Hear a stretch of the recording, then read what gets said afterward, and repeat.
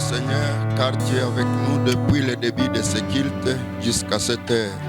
Au moment où nous voulons méditer ta parole, tu seras avec nous, tu vas nous assister et tu vas glorifier ton nom parmi nous, car nous te prions au nom de Jésus-Christ. Amen. Amen. Asayez. Taweza kukaa. Jambo kwa ninyi wote. Bonjour à tous. Leo hatutahubiri kwa lugha yetu ya kila siku. Aujourd'hui, nous n'allons pas prêcher à notre langue d'habitude. Kwani leo ni ibada iliyowekwa pamoja. Parce qu'aujourd'hui, nous avons combiné les deux cultes. Ya Swahili na ya Français pamoja. Les services de Swahili et les services de Français. Na tulikuwa na watoto. Et nous étions avec les enfants. Kwa sababu nao wanashiriki ibada yetu. Parce qu'ils ont participé aussi à notre culte. Hivi tunaweka mtu kwa kusaidia kwa lugha. Et si nous avons placé quelqu'un pour nous aider pour l'interprétation. Kusudi uweze kupata message kwa lugha yako. Pour que vous puissiez recevoir les messages à votre propre langue. Pembeni yangu kungekuwa hata mwingine mwenye anaweza geuza lugha nyingine. À côté de nous, il y aura aussi quelqu'un d'autre pour interpréter.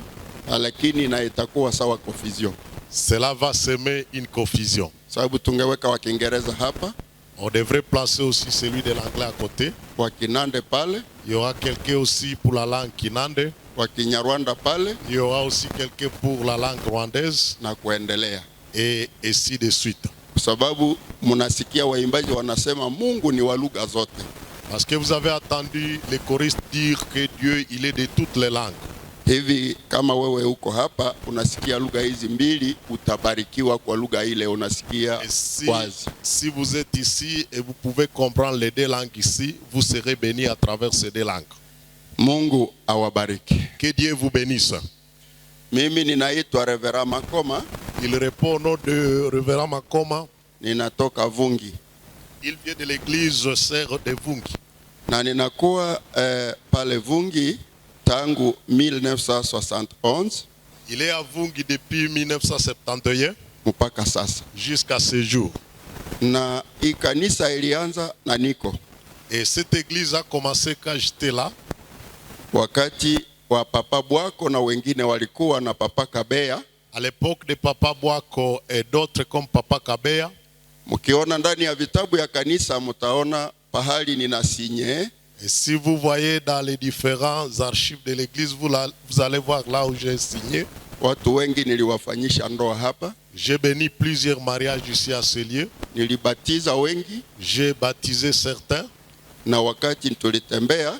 Et quand nous avons fait aussi un peu de visites, kanisa hili liliendelea likikomaa. L'église a commencé à s'accroître. Na imezaa. Et l'église même a donné d'autres églises. Utajua ya kuwa kanisa la Kinshasa ni kitoto ya kanisa hii. Vous allez savoir que l'église de Kinshasa a été implantée par cette église. Njia ya Lubero kanisa la Katondi ni kitoto ya kanisa hii. Si vous passez par la route Lubero, vous allez voir l'église Katondi qui est née de cette église. Église moya tuko na initié Kisangani ni kitoto ya hii. Il y a une église qu'on est en train d'initier Kisangani, c'est une église qui vient de cette église. Na zingine ziko zinaendelea. Et d'autres églises apparaissent. Kanisa hii haiko tasa. L'église ici n'est pas comme une femme stérile. Unaweza kupiga mikono kwa kazi hii. On peut applaudir le Seigneur pour cette œuvre-là. Hii kanisa iko église missionnaire. Cette église c'est une église missionnaire. Iko inafanya kazi. L'église est en train de faire son travail.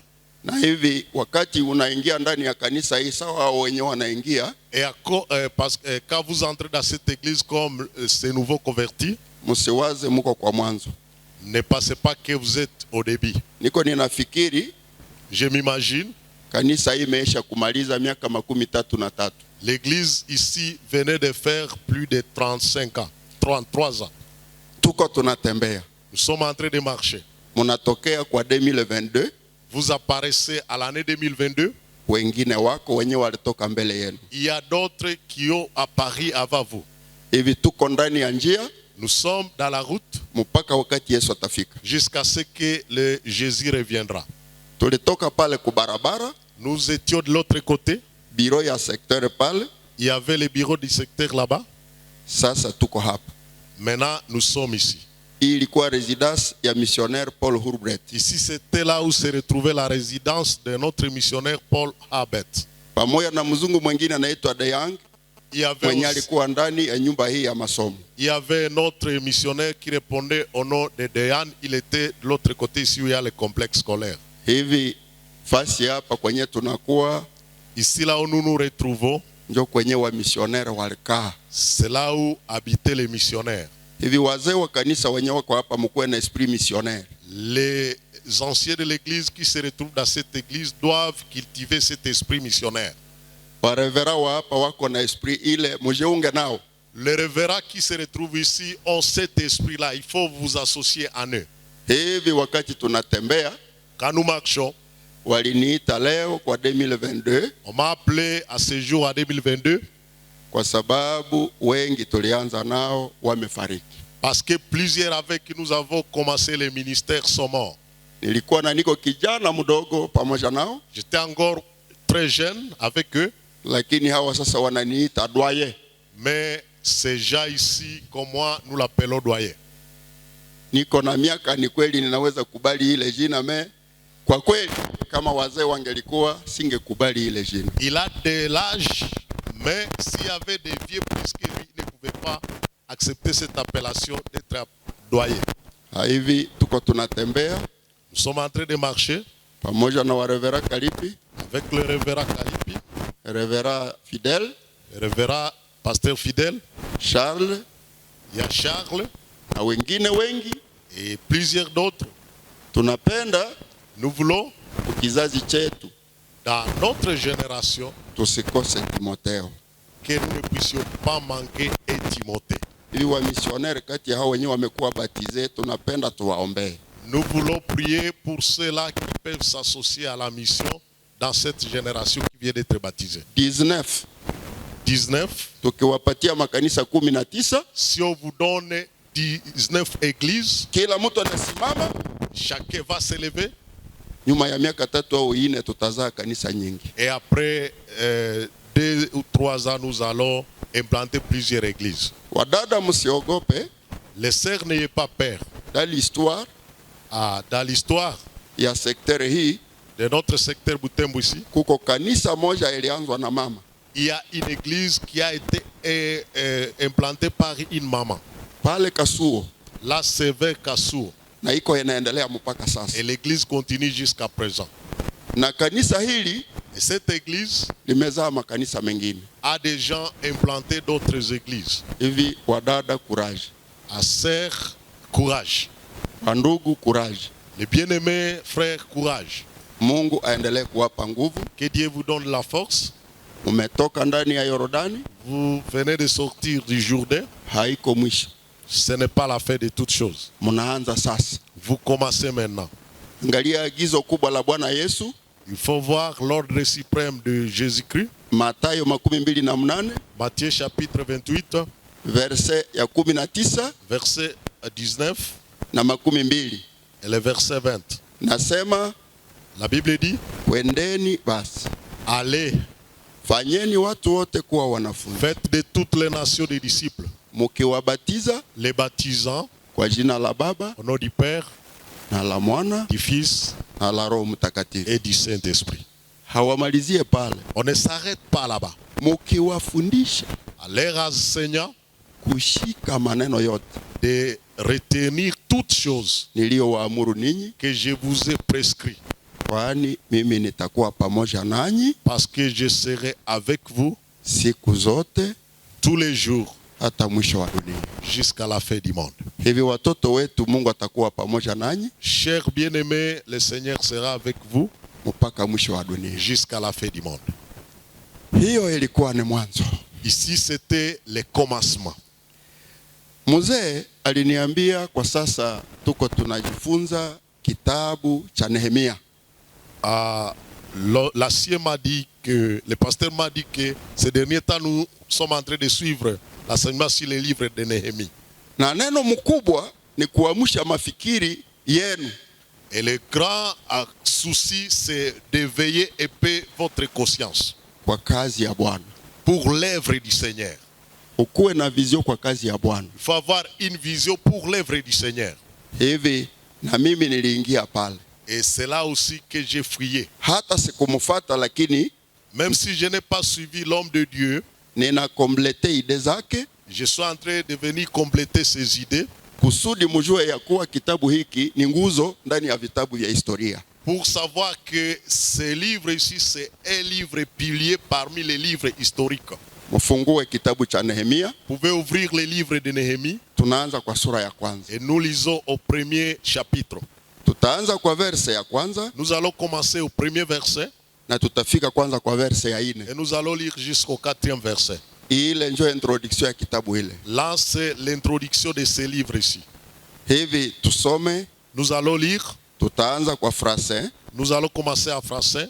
na mtupe macho pale, Et vous pouvez peut jeter les yeux de l'autre côté. na sasa nitawasomea kwa Swahili nyuma kidogo. Et il va lire et peu après à Swahili. La parole de Dieu nous dit ce qui suit en Néhémie chapitre 1er verset 1er jusqu'à 4. Parole de Néhémie fils de Akalia. Au mois de Kisléu, la 20e année, comme j'étais à Suse, dans la capitale, Anani, l'un de mes frères, et quelques hommes arrivèrent de Juda. Je les questionnais au sujet des Juifs réchappés qui étaient restés de la captivité et au sujet de Jérusalem. Ils me répondirent, ceux qui sont restés de la captivité sont là, dans la province au comble du malheur et de l'opprobre. Les murailles de Jérusalem sont à ruine et ses portes sont consumées par le feu. Lorsque j'entendis ces choses, je m'assis, je pleurais et je fis plusieurs jours dans la désolation. Je jeûnais et je priais devant les dieux des cieux. Parole du Seigneur. Amen. Asante sana. Neno la Mungu linasema maneno ya Nehemia mwana wa Akalia. Basi ilikuwa kwa mwezi wa Kisileu kwa mwaka wa 12 wakati nilipokuwa katika Susani ngome, Hanani mmoja wa ndugu zangu akakuja kwangu, yeye na wanaume wengine toka Yuda. Nikawauliza habari za Wayuda waliopona, watu wa uhamisho walioachwa na habari za Yerusalema. Wakaniambia, watu wanaobaki wa uhamisho pale katika wilaya ni katika mateso makubwa na mashutumu. Ukuta wa Yerusalema umebomolewa vile vile na malango yake yameteketezwa kwa moto. Na ilikuwa wakati niliposikia maneno haya, nikaketi na kutoa machozi na kuomboleza siku nyingine, nikafunga chakula na kuomba mbele ya Mungu wa mbinguni. Amina. Amen. Neno mkubwa tunataka kufikiri juu yake kwa dakika chache. Pour lesquels nous voulons réfléchir, ni hatua za kuinua kazi ya Mungu, les étapes d'élever l'œuvre du Seigneur de Dieu wakati wa magumu, au moment de la souffrance. Hatua hizi tutaona chache, nous allons voir quelques étapes, zingine tutaziona siku nyingine. Les autres étapes nous les verrons dans la suite. Huyu ndugu Nehemia, ce frère Néhémie, aliishi kwa periode ya magumu. Il a vécu au moment de difficultés. Wakati walikuwa katika uhamisho wa Babeli. C'est quand ils étaient dans la déportation à Babylone. Na kule alikaa pamoja na wenzake. Et là, il restait avec ses frères. Wengine walibaki Yerusalemu. Les autres sont restés à Jérusalem. Na pale kwenye walikuwa, et là où ils étaient, munasikia waliishi katika magumu. Vous venez d'attendre qu'ils vivaient dans la souffrance. Na mashutumu makubwa. Et il y avait aussi l'opprobre. Sasa ndugu moja alitokea kule. Il y a un homme qui est venu de là. Akaletea habari Nehemia. Il a apporté les nouvelles à Néhémie. Akamwambia, nasema wale waliobaki. Il lui a dit, ceux qui sont restés, wanaobaki kule kwa Yerusalema, ceux qui sont restés en Jérusalem, wako katika magumu mengi. Ils sont dans les malheurs. Wanasumbuka. Ils sont dans la souffrance. Hata hekalu imebomolewa. Mais aussi le temple a été détruit. Na wamechoma hata milango. Et on a consumé toutes les portes. Ilikuwa habari Anani alileta kwa Nehemia. C'était une nouvelle qu'Anani a apportée à Néhémie. Pamoja na wengine. Avec les autres hommes avec qui il est venu. Wakati Nehemia alipopokea habari, quand Néhémie a reçu ces nouvelles, angalia verset ya 4. Vous pouvez voir le 4e verset. kuna etape karibu ine yenye alifanya. Il y a à peu près 4 étapes que Néhémie a fait. Ya kwanza, La première chose, alikaa chini. il s'est mis assis. Alikaa chini. Il s'est assis. Nilikuwa ninapenda mtoke kwa viti, kila mtu akae chini. Et je souhaitais que chacun de vous quitte sa chaise et se mette par terre. Mesi kubatayarisha. Mais je ne vous ai pas préparé pour ça. Ningebatayarisha, Si j'allais vous préparer, mungeitika. vous alliez accepter. Nikibakaza, Et si je vous forçais, na mutasema huyu mzee asifikake tena hapa. vous allez dire que ce vieux n'arrive plus ici. Anatuikalisha chini. Il nous a mis par terre. Mtu anajiikalisha chini na kuko sababu. Quelqu'un se met par terre quand il y a une cause. Nehemia wakati aliposikia habari za wenzake alikaa chini. Quand Néhémie a entendu les nouvelles de ses frères, il s'est mis par terre. Ya pili, alilia. La deuxième chose qu'il a fait, il a pleuré. Ningependa mtu mmoja atokee ndani ya kundi Je souhaiterais que chacun apparaisse dans la foule. na hana habari mbaya, S'il n'a pas une mauvaise nouvelle akuye hapa mbele et qu'il arrive ici devant alie. et qu'il commence à pleurer. Sijui kama unaweza kupata machozi haraka. Je ne sais pas si vous pouvez trouver facilement le larme. Peut-être na kutapatikana mtu akuye kukupatia kofi Peut-être si on peut avoir quelqu'un qui vient vous gifler na nyuma sasa ulie. et après vous pouvez pleurer. Kulia mtu hali yake bure. On ne peut pleurer pour rien. Kwa kilio wakati mtu anakufa walisema tuambia sisi wa revera tusikuwe na kataza watu kulia. On a déjà dit au révérend qu'il ne faut pas retenir les gens à pleurer. Mtu kulia anakuwa na iko na jidesharge. Si quelqu'un pleure, c'est une façon de se décharger. Anatosha kitu iliyo ndani yake. Il se décharge de la chose qui est à l'intérieur. Nehemia kulia usiwaze ilikuwa blague. Quand Néhémie a pleuré, ne pensez pas que c'était de la blague. Alifikiri juu ya mji wa Yerusalema, Il a pensé sur la ville de Jérusalem, alifikiri juu ya watu il a pensé sur ses hommes, na ile msumbua. et cela l'a beaucoup dérangé. Neno ya tatu, Troisième concept, nyuma ya kulia après avoir pleuré, aliendelea na uchungu ya ndani. il a continué à souffrir intérieurement. Alilia na uchungu ikabakia ndani. Il a pleuré, mais il est resté dans la désolation. Ninajua kuna watu hapa Je sais, on peut avoir certaines personnes ici, hata hawatoe machozi me wako na problem. même s'ils ne peuvent pas donner des larmes, mais ils ont un problème. Naweza kukuambia ya kwamba Je peux vous dire que mtu anakuwaka na uchungu wa ndani quelqu'un peut avoir l'amertume sababu alipata kitu yenye namsumbua. parce qu'il a reçu quelque chose qui le dérange. Kwa mfano, Par exemple, nyumba yako inalungula votre maison peut être incendiée. na uko kwa njia ingine, Quand vous êtes ailleurs, unakuya vous arrivez, wanakupa habari na huyafika nyumbani, on vous donne la nouvelle quand vous n'êtes pas encore à la maison. wanasema nyumba yako imelungula na vitu vyote. Et on dit, votre maison a été consumée par tout. Saa unatembea Quand vous marchez, unaweza kukosa kulia, vous pouvez vous retenir de pleurer, lakini sura itaonyesha uchungu. mais la face va montrer cette douleur. Muangalie sura za wenye wako pembeni yenu, muangalie kama wana raha au uchungu iko. Vous pouvez voir un peu la face de celui qui est à votre côté et découvrir s'il a la joie ou s'il est dans la tristesse. Aspect extérieur ya mtu na prouve hali yake. L'apparence prouve le temps de quelqu'un. Mkwe munaangalia mtu wakati unaingia ku parcelle yake, Quand vous entrez chez quelqu'un, uangalie hali umekutana. vous pouvez contempler l'attitude que vous trouvez là-bas. Usiblage. Il ne faut pas jouer. Kwa sababu unaweza kuya na maneno yako, Parce que vous pouvez venir avec vos nouvelles lakini mtu na iko na shida yake. quand quelqu'un a son propre problème. Ndani ya Biblia hapa kuna mzee aliyekufa sababu ya habari iliyotoka nje. Dans la Bible, il y a un homme qui est mort à cause de la nouvelle qui était venue de l'extérieur. Eli. C'est Élie. Walimuletea habari ya kwamba On lui a apporté la nouvelle selon laquelle watoto wake wawili wamekufa. ses deux fils viennent de mourir. Wakaongeza habari ya pili On a ajouté la deuxième nouvelle. na wakasema sanduku ya Bwana wamechukua. L'arche de l'alliance a été apportée. Ile ilimsumbua kuliko ya kwanza. Cela lui a dérangé plus que la première nouvelle. Akauliza, Il a demandé, kweli wamebeba sanduku ya Bwana? réellement, on a apporté la nouvelle de l'arche de l'Éternel. Kama ni kweli, Si c'est vrai, tuko muhatari. nous sommes à danger. Cela veut dire présence ya Mungu wamechukua kwetu. Il n'y a plus de présence de Dieu chez nous.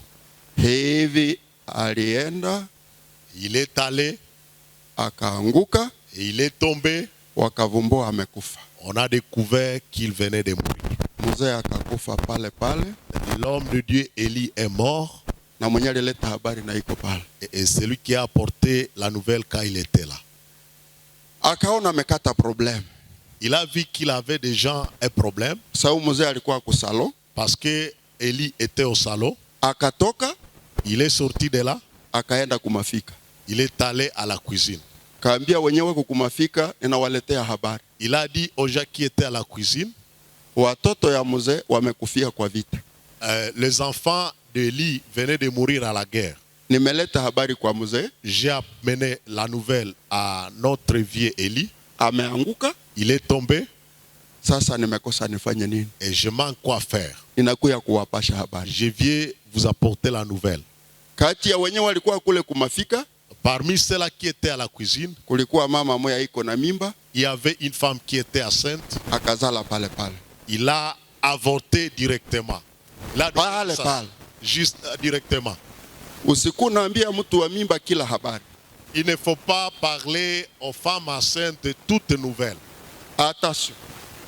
Pay attention. Ukiona mtu iko na mimba usimupashe n'importe quoi. Si vous voyez quelqu'un enceinte, ne lui dites pas n'importe quoi. Ule aliyeleta habari alipata problem. Celui qui a porté la nouvelle a eu des difficultés. Kusalwa na uwa mzee, Il a tué le vieux Élie. kumafika anaacha mtu anazala haraka bila Dans la munganga. cuisine, quelqu'un Bila munganga. a donné naissance avant. Tuko tunatembea mjue ya kuwa habari mbovu inatesaka mtu. Il faut savoir que la mauvaise nouvelle touche quelqu'un. Hivi tuko tunatembea ujue Nehemi kuteseka yake usiwazi ilikuwa black. Ne pensez pas que la souffrance de Néhémie était une blague. Kitu ingine, Autre chose, aliacha chakula. il a abandonné la nourriture. Kasema sitakula. Il a dit, je vais jeûner. Kama ulikula asubuhi, cela veut dire ni tangazo ya kusema uko na raha. Si vous avez mangé le matin, cela témoigne que vous avez aimé. Kama ulidejene leo, uko na raha. Si vous avez pris le petit déjeuner, cela témoigne que vous avez de la joie. Aliacha chakula. Il a cessé de manger. Akasema nitakula nyuma nikisawaza juu ya hii problem. Il a dit, je vais manger après avoir pensé à ces problèmes. Hakuachia pale, Il ne s'est pas limité par là. aliomba. Il a prié. Na neno la Mungu linasema aliomba mbele ya Mungu wa mbinguni. Et la parole de Dieu nous dit, il a prié devant les dieux des cieux. Ile iko conclusion ya tabu yake. Ici, c'est la conclusion de sa souffrance. Alikaa, Il s'est mis par terre, alilia, il a pleuré, alikuwa na uchungu wa ndani, il était dans la désolation intérieure, alifunga chakula il a jeûné na aliomba. et il a prié. Sijui kama uliomba asubuhi saa ulikuwa hapa. Je ne sais pas si vous avez prié avant de venir ici. Na kama uliomba kwa Mungu gani? Et si vous avez prié quel Dieu? Yeye aliomba kwa Mungu wa mbinguni. Lui, il a prié le Dieu des cieux. Katika kazi ya Mungu, Dans l'œuvre de Dieu, usikuwe unafika kwa kazi ya Mungu na unawaza ni blague. il ne faut pas arriver pour l'œuvre du Seigneur pensant que c'est de la blague. Kuko preparation kwa kazi. Il y a la préparation pour l'œuvre. Hivi kwa mwaka huu wa 2022 tukikaribia mwisho, kama umemaliza miezi 9 bila kuwaza, leo sasa utafika nyumbani ikala chini. Si vous avez fait 9 mois pour cette année 2022 et vous n'avez rien fait pour l'œuvre du Seigneur, quand vous serez à la maison, il faut vous mettre par terre. Kama utaenda kusoko kesho, uuze mkeka ya Waislamu. Si vous irez au marché demain, vous pouvez acheter même une natte comme font les musulmans. uiache quelque part munyumba. Il faut abandonner ça quelque part dans la maison. Sa utakuwa unatoka kwa service uko unaikala pale. Quand vous revenez du service, vous pouvez vous mettre là-bas sur la natte. Wandugu, Bien-aimés, kazi ya Mungu haiko blague. l'œuvre du Seigneur n'est pas de la blague. Iko kazi ngumu. C'est un grand travail. Gisi tumeanza na hao watu. Comme nous venons de commencer avec ces gens, Munawaza tumebatiza watu 19. vous pensez que nous venons de baptiser 19 personnes. Nyuma ya miaka 2 au 3 Après 2 ans ou 3 ans, tutajua kama hao watu wangali debu au kama wameisha anguka. nous saurons si ces gens seront encore debout ou ils ont failli tomber. Hivi ningeona mshakulu jana huyu mzee mwenye ananigeuza sababu ndio mwalimu wao. J'ai vu le Ningekuona. Ningekuona jana. Il pouvait, s'il pouvait me voir hier, Hamungeikala kuviti leo. vous ne serez pas assis aujourd'hui. Wenye walibatizwa wangeikala par terre. Ceux qui venaient d'être baptisés allaient se mettre par terre. Na kisomo kingeisha na munaikala pale. Et au terminant ce culte, quand vous êtes assis par terre. Kwa nini? Pourquoi? Nyenjo munaanza leso hii Parce que c'est vous qui commencez cet enseignement. na mufanye reunion nyeo 19. Et vous pouvez faire une réunion à 19, 20. Nyie wenye muko pale Vous qui êtes là, mu miezi 3 yenye nabakia. les 3 mois qui restent pour cette année, Octobre, il y a octobre, Novembre, novembre, Décembre, décembre. iishe na mumetia kitu humu. Que ces mois finissent quand vous venez de placer quelque chose ici. Mufanye reunion mbele ya kutoka leo. Il faut faire une réunion avant de quitter ici. Na muwaze juu yake. Il faut penser à cela. Pour décembre le 31, Il faut que le 31 décembre, nitauliza mzee je vais demander au révérend pasteur wameleta nini. qu'est-ce qu'ils ont amené. Je viendrai. Il va revenir. Huyu mzee mwenyiko naongoza aandike data ya leo. Notre révérend qui dirige, il va écrire la date d'aujourd'hui. Kuna bakia juma moya. Il reste presque une semaine. Hasa munaanza leo. Vous commencez aujourd'hui. Muko na trimestre moya. Vous avez un trimestre De raisonnement. de réflexion. Na wakati muko munatembea, Et quand vous marchez, mtu moya sewaze kwa kitu ile, que personne ne passe pas à cette chose-là, mutie mkono nye wote. il faut mettre la main dans la main. Alors tuende kwa hatua ya pili Nehemia alifanya. Il faut, nous allons passer à la deuxième étape que Néhémie a fait. Aliomba. Il a prié. Tunaanza kwa verse ya 5. Nous commençons au verset 5 kuenda kufika kwa verse ya 11 jusqu'au verset 11. Sitawasomea sehemu hii. Je ne lirai pas cette partie, mais niko ninawaambia resume ya maombi yake. Mais je vous donne les brefs de sa prière. Maombi yake ilikuwa hivi. Sa prière était comme suit. Aliomba Mungu mkubwa mwenye kuogopesha. Il a prié le Dieu redoutable, anayetimiza agano lake, qui accomplit ses promesses, na rehema zake, ses miséricordes, kwa wale wanaomupenda, pour ceux qui l'aiment, na kushika amri zake, et qui observent ses commandements. Ninawauliza ninyi wenyewe mmekuwa ninyi wote, hapana wenyewe walibatizwa leo. Mnapenda Yesu? Je vous demande tous, aimez-vous Jésus? Kama mnampenda mfanye hivi. Si vous l'aimez, vous pouvez élever vos mains. Voilà. Tupige makofi kwa Bwana. On peut applaudir le Seigneur. Kule juu alitia mikono na huku chini mumetia. Mungu awabariki. Là en haut, on a levé les mains, et même ici en bas, on a levé les mains. Tangu leo Mungu awabariki kwa kazi zenu. Que le Seigneur vous bénisse pour vos œuvres. Mungu mkubwa anayeogopesha abariki kanisa hii ya francophone Dieu Amgel. redoutable, qu'il bénisse l'église polyglotte à Amgel.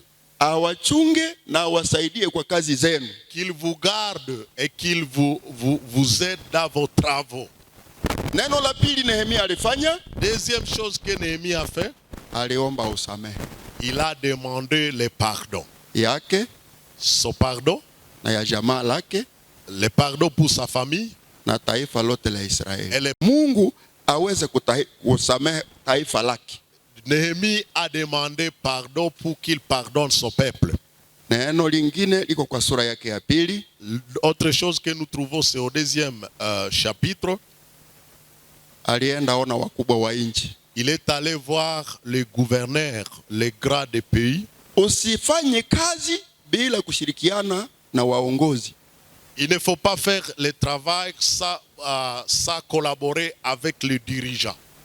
Attention na kazi ya Mungu usifanye pele-mele. Il ne faut pas faire à désordre l'œuvre du Seigneur. Uko unaona watu wanaimba hymne national. Vous voyez les gens chanter l'hymne national.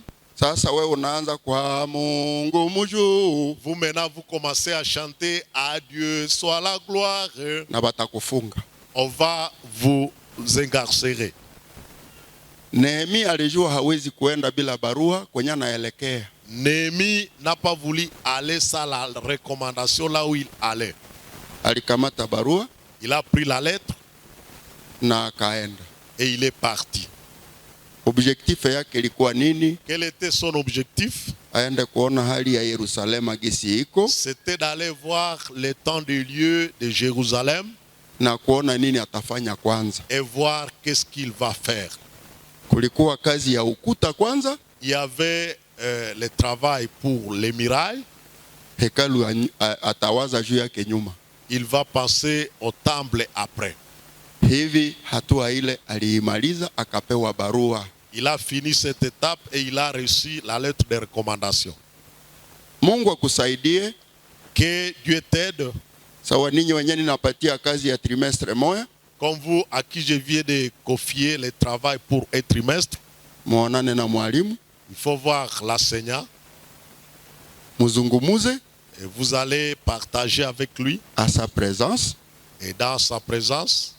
Kama mutatuletea kuanza ferme mukanisa yetu, museme tunatoa kwanza ngombe 5, tunaanza ferme. Si vous allez amener des vaches et dire que nous voulons commencer le projet de l'élevage, ataambia wazee wa kanisa, il va parler aux anciens de l'église, ataambia wa diacre, il va parler aux diacres, na tunaanza ferme ya kanisa hii. Et nous allons commencer le projet de l'élevage. Iko mfano. C'est un exemple. Hivi Mungu atusaidie. Que Dieu nous aide. Kazi iko nguvu. L'œuvre est grande. Ninapenda niwaonyeshe sasa hatua ingine. Je voudrais vous montrer une autre étape. Kwa sura 2 verset 17. Le verset, chapitre 2 verset 17. Kuenda kwa verset 12. Jusqu'au verset 20. Hii iko maneno ya lazima sana. Ici, il y a des paroles très importantes. Nilipenda niwaachie sawa nguzo mukazi ya Mungu hapa. Je voudrais vous laisser ces paroles comme piliers dans l'œuvre du Seigneur qui se réalise ici. Ninaona mwanaume ameisha kuweka pale. Mkwe mnatupa macho pale. Kisha nikawaambia. Je leur dis alors. Munaona hali hii mbaya tulio nayo? Vous voyez les malheureux étant où nous sommes. Na namna Yerusalema una hali ya ukiwa. Jérusalem est détruite. Na malango yake yameteketezwa kwa moto. Et ses portes sont consumées par les feux. Neno la mwito. Le mot d'appel. Njoni. Venez. Na tujenge. Rebâtissons. Muji wa Yerusalema. La ville de Jérusalem. Utoshe Yerusalema pale uweke sasa polyglossa. Vous pouvez enlever Jérusalem et placer polyglossa. Njoni na tujenge. Venez et bâtissons. Muji wa polyglossa MGL. La muraille ou bien l'église polyglossa MGL. Tusiwe shutumu tena. Et nous ne serons plus dans l'opprobre. Nikawaambia habari za mkono wa Mungu wangu uliokuwa mwema juu yangu. Et je leur racontais comment la bonne main de mon Dieu avait été sur moi. Na vile vile maneno ya mfalme ambayo aliniambia.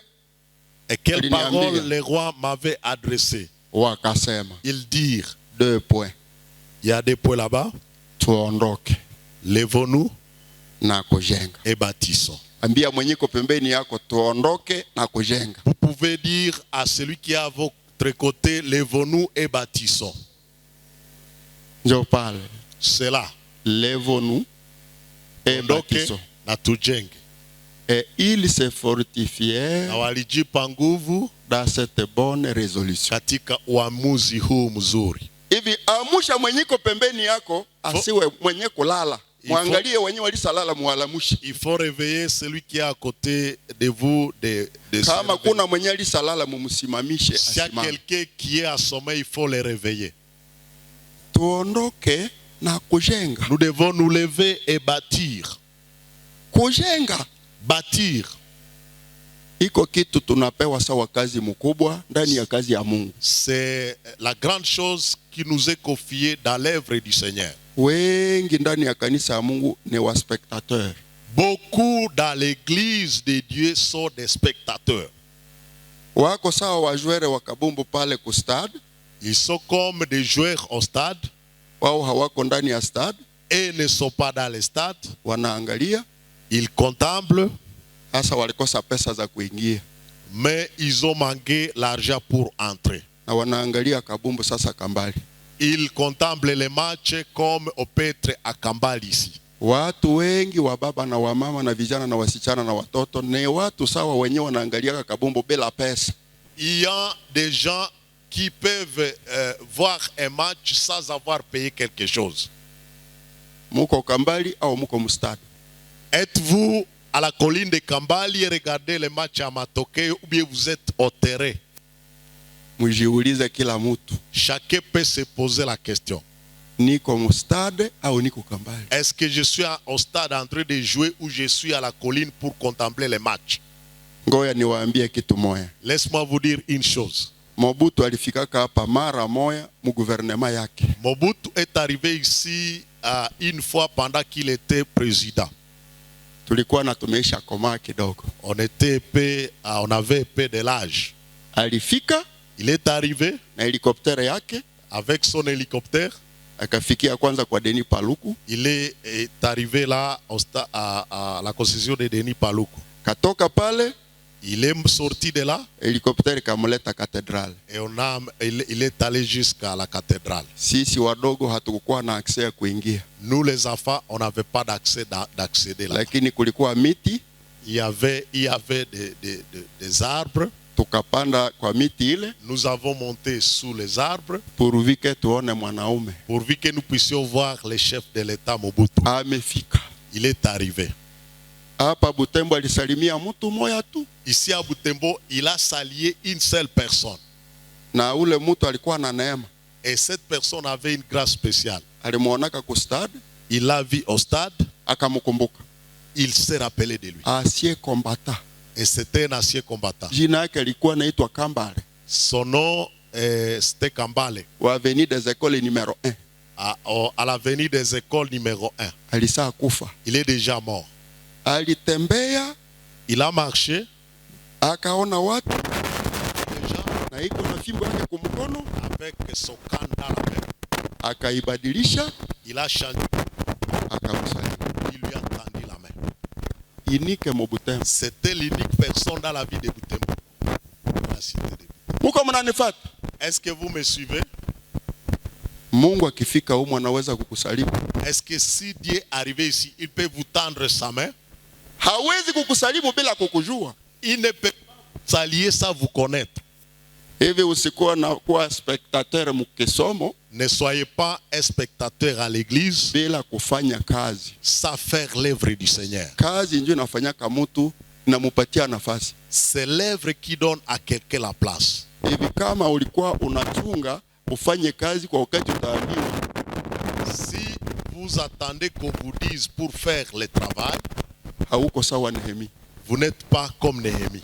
Nehemi alikuwa mtu wa huzuni kwa kazi. Néhémie avait la compassion de l'œuvre. Alisema tusimame na tujenge. Il a dit lèvons-nous et bâtissons. Basi verset 19. Verset 19. Na ile iko négatif. Ici nous trouvons le négatif. Wandugu sipendi négatif kuwe hapa. Chers frères, je ne veux pas qu'il y ait du négatif ici. Mwangalie verset 19. On peut voir le verset 19. Mu chapitre 2. Dans le chapitre 2. Kuko majina. Il y a des noms là-bas. Sanibalati. Il y a Sanbalat. Tobia. Il y a Tobija. Gersem. Il y a Geshem. Wale wanaume watatu. Il y a 3 hommes ici. Walikuwa maadui ya kazi. Ils étaient des ennemis des lèvres. Na wale hawakosake nemborte mukanisa zote wako. Et ces gens-là, on les retrouve partout, même dans les églises. Mwenye hapendi kufanya kazi anajifanyaka adui. Celui qui ne veut pas travailler, il se fait ennemi. Na anagombana na wenye kufanya kazi. Et il lutte avec ceux-là qui font l'œuvre. Hivi muwape imagine. Il faut leur donner ces noms là-bas.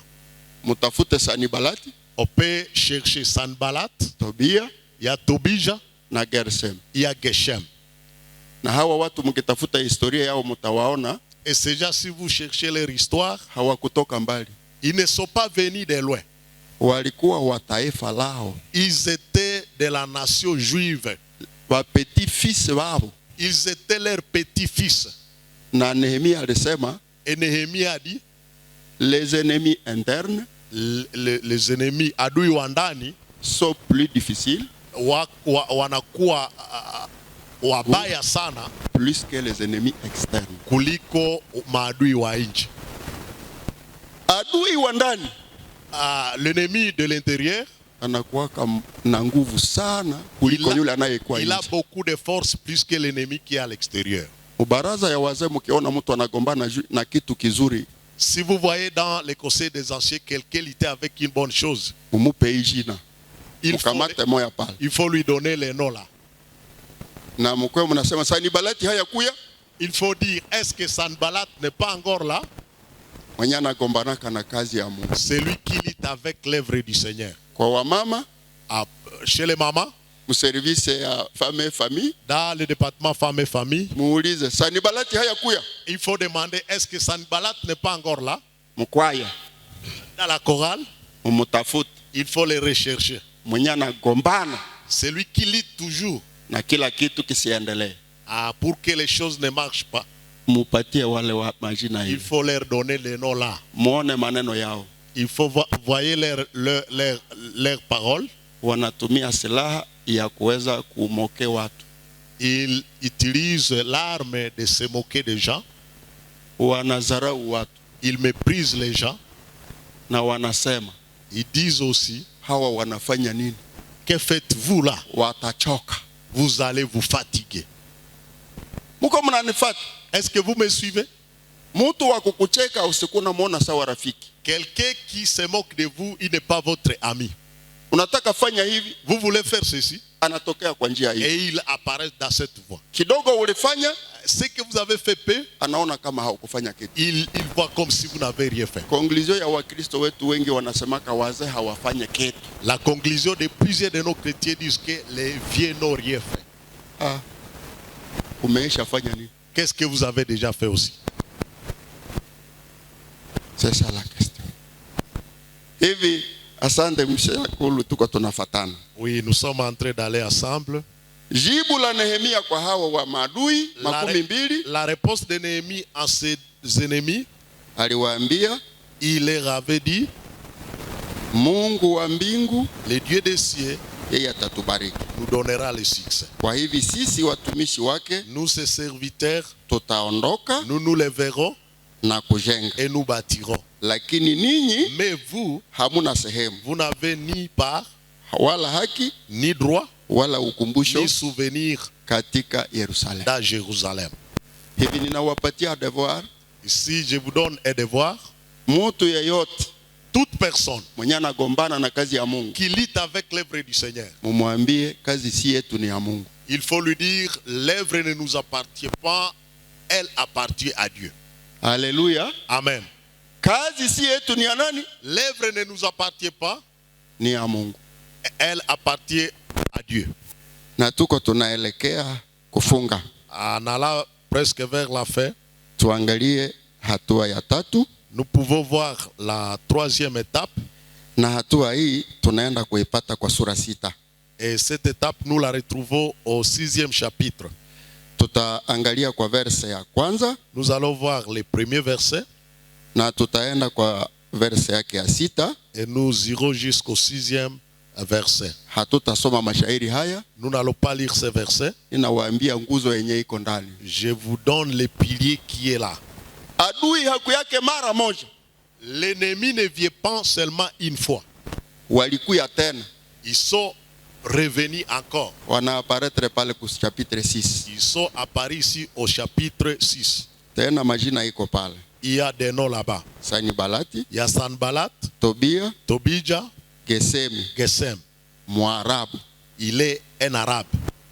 Na wanasema na baki la adui zetu walipopashwa habari. Et nos autres ennemis apprirent que j'avais rebâti la muraille. Hawakukuwa wao peke, walikusanya wengine.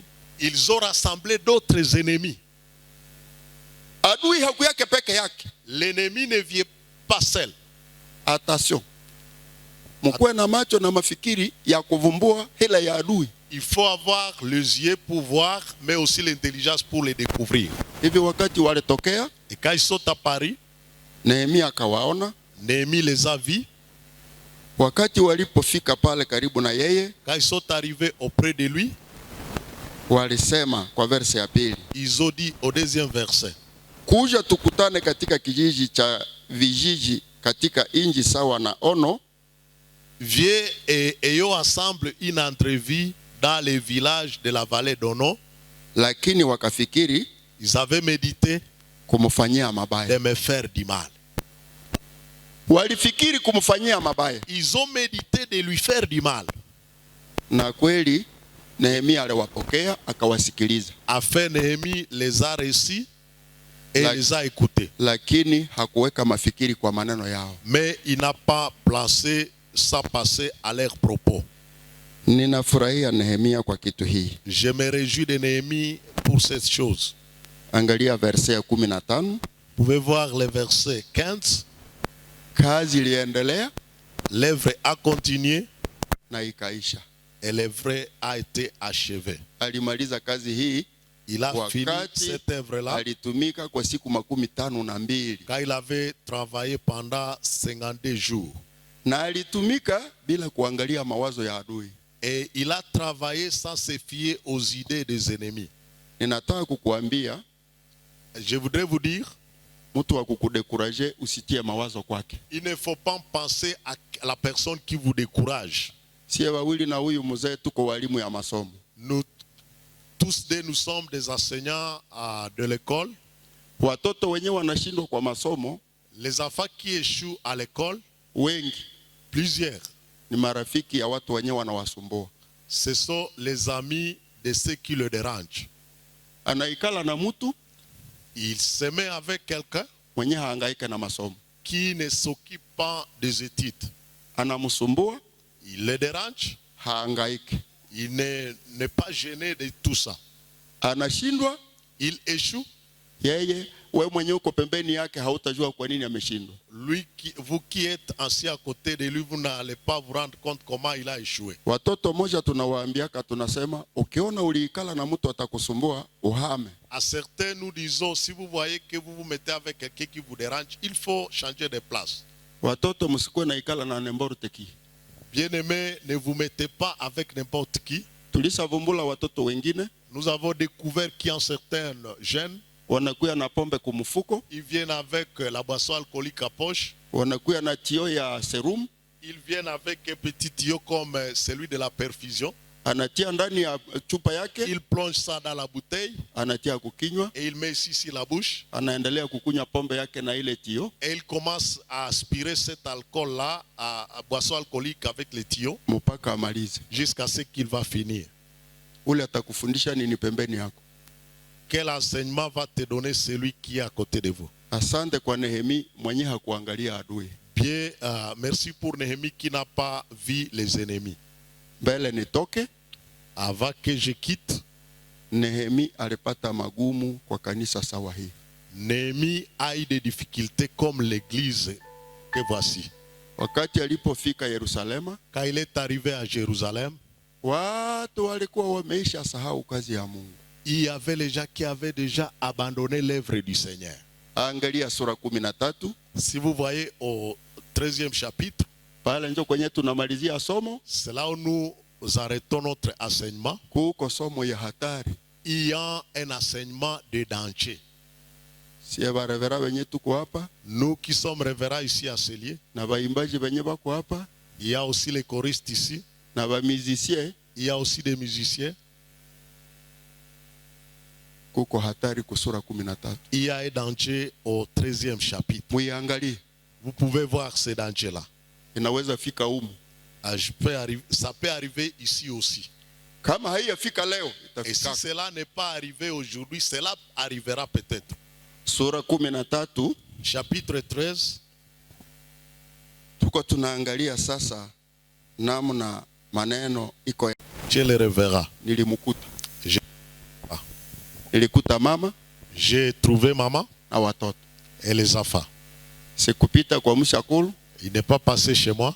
nilimuita kwa telefone. Il m'a appelé par téléphone. Nasema nimepeleka mtoto kwa hospitali Kitatumbo. Il dit j'ai amené la femme à l'hôpital à Kitatumbo. Nilijua angali.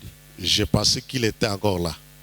Hivi huyu mzee na mzee uangali hapa. Ces gens ici, les deux reverras sont encore ici. Mupige mikono. Vous pouvez acclamer. Kitu yenye naacha huyu mzee na ule anakuwa pale. La chose Mungali qu'il est- munawapatia chakula.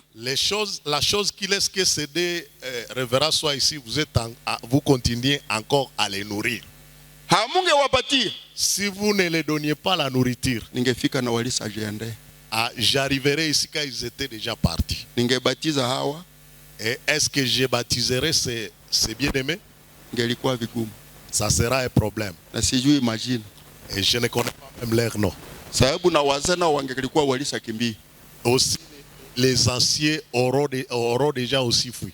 Hivi njaa ndio iliacha watu walinakimbia. C'est la famine qui a fait que les gens fuient les temples. Na nyuma ya wazee na wapastere kuenda Et après que les anciens, les pasteurs sont partis, na waimbaji wakawafata. il y a aussi les choristes qui sont partis. Na wamizisia wakawafata. Et les musiciens sont partis. Na ngunga zao. Et avec leurs trompettes. Njaa ni kitu kikubwa. La famine, c'est une grande chose. Njaa ni kitu kikubwa. La famine, c'est une grande chose. Huyu mzee wakati mnamuona anakuwa hapa pamoja na Revera Kalipi na wengine ni kwa sababu wako wanapata maji ya kunywa. Quand ces hommes, vous les trouvez ici avec les anciens, les autres, c'est parce qu'ils sont en train de trouver l'eau à boire. Kiangalia ile text ninawapatia, Si vous voyez Néhémie 13 que je viens de vous donner, kila mtu alirudi kwa shamba lake. chacun est retourné à son champ. Kila mtu alirudi kwa nini? Kwa shamba yake. Msiwaze hawa hawajui kazi. Ne pensez pas que les serviteurs ici ne savent pas travailler. Huyu ukimupa commerce ataiweza. Celui-ci, si vous lui confiez le commerce, il va faire. Mbele aende ku theologie Bunia, Avant d'aller à la théologie à Bunia, alikuwa munganga. il était technicien de laboratoire Hapa kwa hospitali ya Kitatumbo. ici à Kitatumbo. Anaweza rudia pale atakuwa anapokea shaka mo. Il peut retourner là-bas et toucher son salaire chaque mois. Iko fundi. Il est technicien. Wangali wanamkonsultia hata akiwa pastor. On les consulte bien qu'ils soient pasteurs. Msiwaze Kalipi naye hajui commerce. Ne pensez pas que le révérend Kalipi ne connaît pas le commerce. Anajua. Connaît, Me hapendi kufanya commerce mais il ne veut pas faire le commerce kwa sababu anajua kazi ya Mungu iko kwa mikono yake. parce kwa qu'il sasa. connaît que l'œuvre du Seigneur entre ses mains entre aujourd'hui.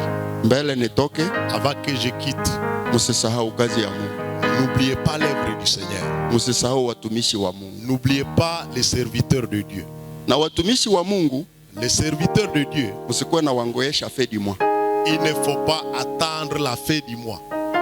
Nani anaweza kula une fois par mois? Qui peut manger une fois par mois? Nani? Qui? Iko? Est-ce qu'il y a quelqu'un? Msikuwe na ngoesha watumishi wa Mungu mwisho wa mwezi. N'attendez pas, ne faites pas attendre les serviteurs de Dieu la fin du mois seulement. Ukipata kiazi, Si vous trouvez des patates, leta. amen. Ukipata liboge, Si vous trouvez la courge, leta. amen. Huyu mshakulu yangu liboge ndio chakula yake. Mon vieux ici, pour ce dernier temps, c'est la courge qui est son repas préféré. Lihole ndio chakula yake. C'est le taro qui est son repas préféré. Mungu awasaidie Que Dieu vous aide. ukuwe nakumbuka watumishi wa Mungu. Il faut vous souvenir des serviteurs de Dieu Mbele waondoke. avant qu'ils quittent.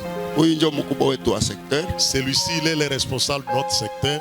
Nimemwambia Je lui ai dit, watumishi mingi wanakimbia beaucoup de serviteurs prennent fuite wako na watu, ils ont les gens, lakini hawajui maisha ya watu. mais ils ne connaissent pas la vie des gens. Unapenda niwape mfano ya mtu mwenye alisekimbia? Voulez-vous que je vous donne un exemple de quelqu'un qui a fui? Niwape mfano? Que je vous donne l'exemple?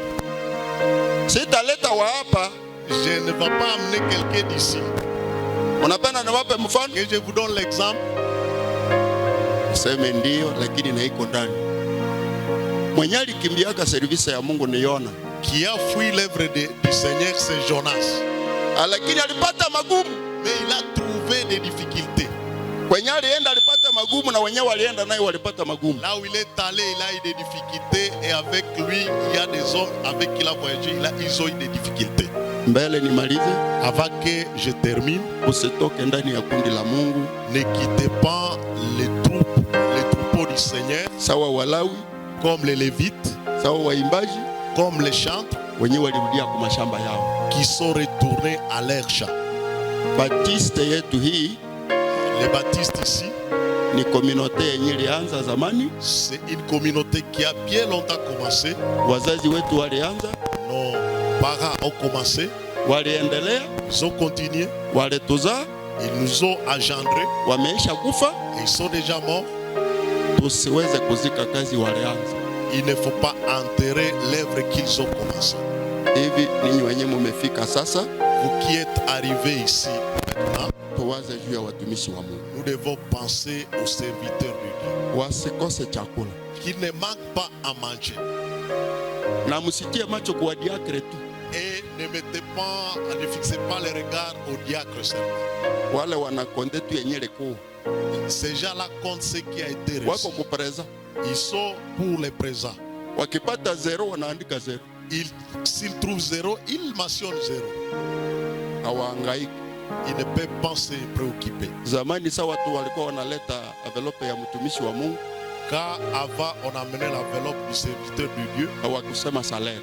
On ne parlait pas de salaire. Walisema sabuni. On parlait du savon. Salaire haiko sabuni. Le salaire n'est pas le savon. Hivi Mungu atusaidie. Que Dieu nous aide. Nehemi iko natuambia. Nehemi est en train de nous dire. Mbele pale ukiendelea utaona alifanya stratégie ya kuita watu. Si vous continuez avec la lecture, il a monté une stratégie d'appeler les gens. Akaita watumishi, il a appelé les serviteurs, akaita waimbaji, il a appelé les chantres, na akaanza tena maisha mapya na watu wakaishi mzuri. Il a commencé une nouvelle vie et les gens ont commencé à vivre comme il le fallait. Ezra akakuya, Esdras est revenu, akakuya na wengine, il est revenu avec d'autres personnes. Yerusalemu ikaendelea. Et Jérusalem a bien évolué. Hivi Mungu abariki kanisa hii. Que Dieu bénisse cette église. Yenye mnatenda kwa watumishi wa Mungu. Pour ce que vous faites pour les serviteurs de Dieu. Muendelee kuifanya. Il faut continuer à les pratiquer. Na Mungu awabariki. Que Dieu vous bénisse.